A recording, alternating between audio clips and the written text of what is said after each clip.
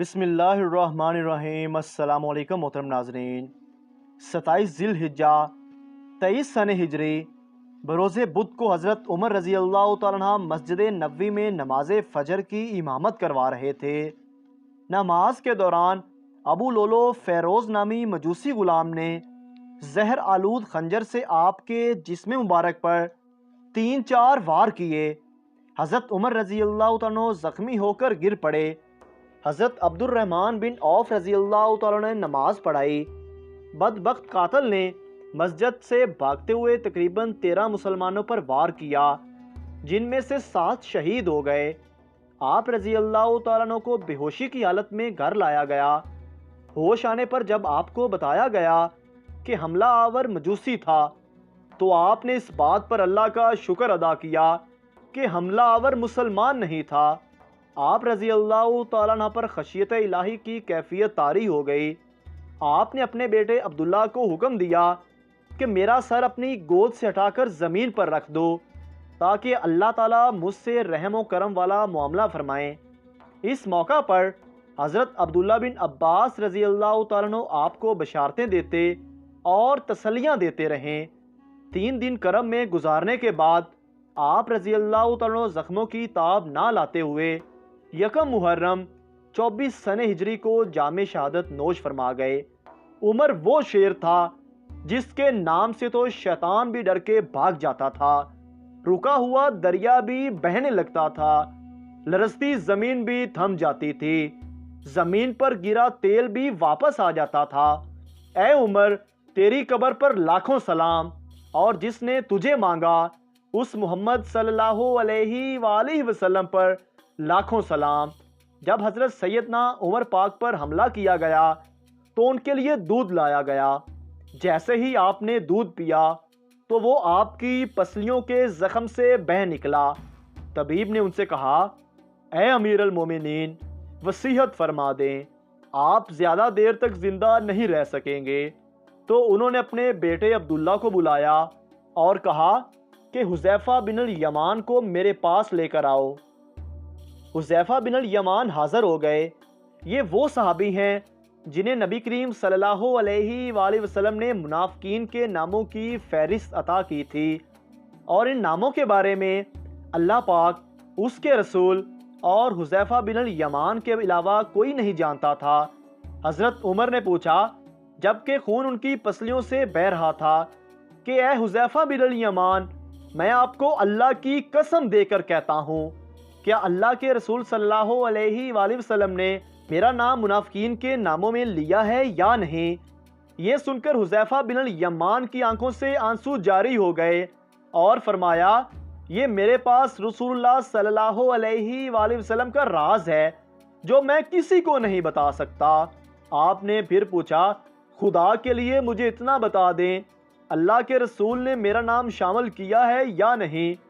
حذیفہ بن الیمان کی ہچکی بن گئی اور کہتے ہیں، اے عمر، میں صرف آپ کو بتا رہا ہوں، اگر آپ کی جگہ کوئی اور ہوتا تو میں کبھی بھی اپنی زبان نہ کھولتا، اور وہ بھی صرف اتنا بتاتا ہوں کہ رسول اللہ صلی اللہ علیہ وآلہ وسلم نے اس میں آپ کا نام شامل نہیں کیا۔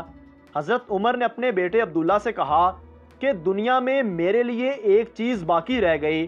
حضرت عبداللہ نے پوچھا، وہ کیا ہے ابا جان؟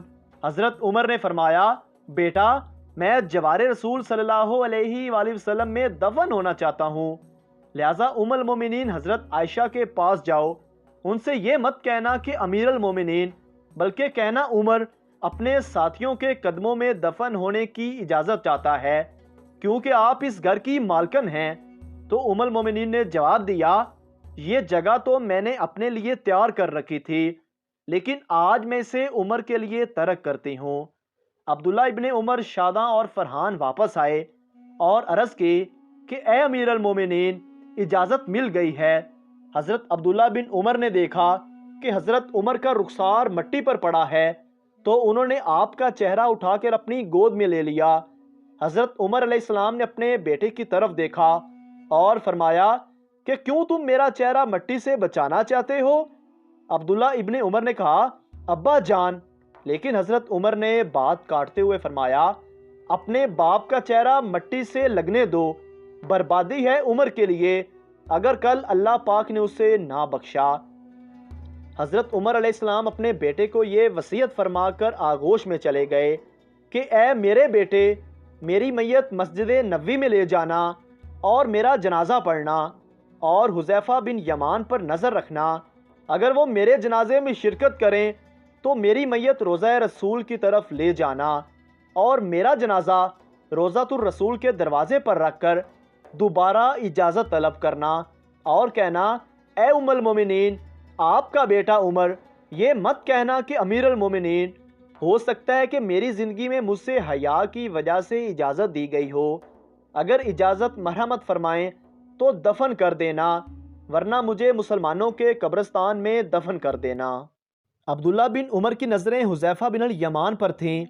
وہ کہتے ہیں کہ میں حذیفہ بن یمان کو ابا جان کی نماز جنازہ پر دیکھ کر بہت خوش ہوا اور ہم جنازہ لے کر روضہ رسول کی طرف چلے گئے۔ دروازے پر کھڑے ہو کر میں نے کہا اے ہماری ماں، آپ کا بیٹا عمر دروازے پر ہے، کیا آپ تدفین کی اجازت دیتی ہیں؟ ام المومنین نے جواب دیا مرحبا یا عمر، عمر کو اپنے ساتھیوں کے ساتھ دفن ہونے پر مبارک ہو۔ ام المومنین نے اپنی چادر سمیٹی اور روضۃ الرسول سے باہر نکل آئیں۔ اللہ پاک راضی ہو حضرت عمر سے، زمین کا چپا جپا جن کے عدل کی گواہی دیتا ہے، جن کی موت سے اسلام یتیم ہو گیا، جن کو اللہ کے رسول نے زندگی میں ہی جنت کی خوشخبری دی، پھر بھی وہ اللہ کے سامنے حساب دہی کا اتنا خوف، ہمارا کیا بنے گا؟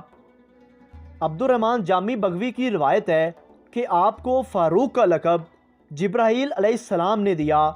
نبی پاک صلی اللہ علیہ وآلہ وسلم فرماتے ہیں کہ میں خواب میں جنت میں داخل ہوا، وہاں میں نے حضرت عمر رضی اللہ تعالیٰ عنہ کا محل دیکھا۔ حضرت عمر کے اسلام لانے کی دعا نبی پاک نے خود فرمائی۔ آپ کی شہادت 63 سال کی عمر میں ہوئی۔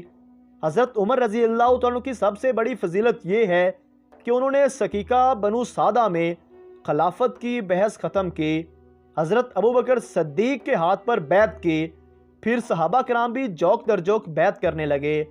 تمام صحابہ اسلام کے طالب تھے، حضرت عمر رضی اللہ تعالیٰ اسلام کے مطلوب تھے۔ صالحین اس دنیا سے منتقل ہونے کے بعد بھی عبادات کرتے ہیں کہ جیسا کہ حضرت موسیٰ علیہ السلام کو نبی پاک نے قبر میں نماز پڑھتے ہوئے دیکھا۔ یہ عبادت بطور تکلیف نہیں ادا کیا جاتا بلکہ لذت حاصل کرنے کے لیے کی جاتی ہیں۔ حضرت عمر کا علم نبی پاک کے علوم سے مستفاد ہے۔ حضرت عمر رضی اللہ تعالیٰ کی شہادت کی پیش گوئی حضور علیہ الصلوۃ والسلام نے خود فرمائی تھی۔ حضرت انس بن مالک روایت کرتے ہیں کہ ایک روز حضور نبی کریم صلی اللہ علیہ وآلہ وسلم کوہ احد پر تشریف لے گئے۔ اس وقت آپ کے ساتھ حضرت سیدنا ابوبکر صدیق، حضرت سیدنا عمر فاروق اور حضرت سیدنا عثمان غنی تھے۔ ان کی موجودگی کی وجہ سے پہاڑ وجد میں آ گیا۔ آپ صلی اللہ علیہ وآلہ وسلم نے اس پر اپنا قدم مبارک مارا اور فرمایا اے احد ٹھہر جا، تیرے اوپر ایک نبی، ایک صدیق اور 2 شہیدوں کے سوا اور کوئی نہیں۔ حضرت عمر رضی اللہ تعالیٰ 26 ذوالحجہ کو معمول کے مطابق نماز فجر کی ادائیگی کے لیے مسجد نبوی میں تشریف لائے، جہاں نماز فجر میں مسجد کی حالت میں ابو لولو نامی مجوسی غلام نے، جو قتل کے ارادے سے محراب میں چھپا ہوا تھا، 3 بے دردی سے وار کیے۔ پہلا وار بہت گہرا تھا، جس سے آپ کا خون اتنا بہہ گیا کہ مسجد نبوی کے ممبر و محراب خون فاروقی سے سرخ ہو گیا۔